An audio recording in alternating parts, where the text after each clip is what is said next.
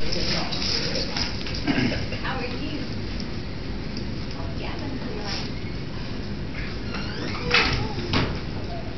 Well, we have a few out tonight, but that's okay. We'll catch up with them later. Make sure you send them a letter. I'll send them a letter. Our goals in ministry should always fit our theology. In other words, we teach doctrine in this church. We have a theological grid upon which everything we do goes through that.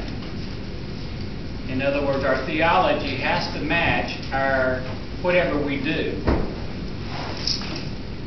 And that's the reason that I've spent a lot of time with Johnny over the last year to make sure that his theology is close to ours, and that when anyone preaches, that theology is compatible to us. And I spend more time talking to him about almost anyone, and he's been gracious to do that.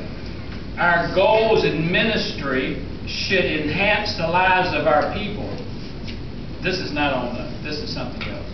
Our goals in ministry should enhance the lives of our people. We just don't do things just to be doing. We don't do things just to do them. We do things in order that you may become more like Christ. My goal at the end of the day is, have you grown spiritually, not have we grown numerically? My goal is to bring you to maturity in Christ, that you are growing in ministry, and that's our objective. Everything I do is designed to do that. Our motives should be pure. I know that's hard sometimes. The Lord knows our hearts. But our motives need to be pure. And that comes from a lot of soul-searching, faith, and preaching and teaching. Our goal in ministry should not be gauged or seductive or seduced by our culture, our current culture. You look at the current trend of our churches in America, you would be impressed to know the size of your church as a success, the success of the church, the speed at which the church grows, the production. There's a major thing in having a great production during the week, and then promotion and glamour, and those things are real being engaged in our culture. As a preacher, as a minister, as workers in the church, our frustrations of ministry usually happens when our desire for things to happen faster than they usually do. The frustration that occurs is that we want something to happen faster than they normally are going to occur. We want them to happen fast, and if they don't happen fast, then we try to change everything in order to make it happen faster. And when that does, we get frustrated. We may think that we should go faster, but they don't.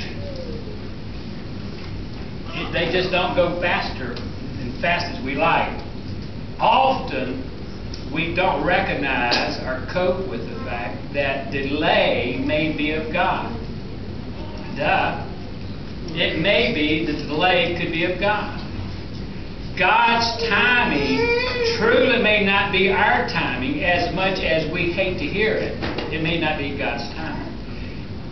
The gap between what we think should be done first,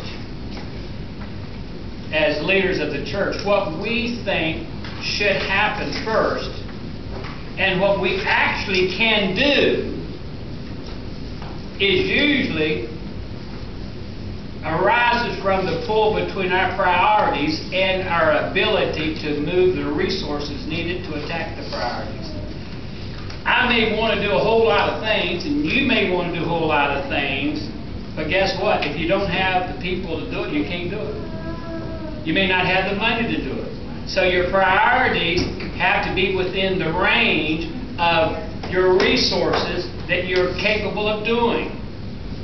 If the resources are not there, the people are not there, you're going to have to make sure your priorities are going to be, you may have to rearrange your priorities to meet that level. You don't you don't extend the debt and credibility of your ministry by going ahead and doing what you can't do and getting the church heavy in debt. We just don't do that.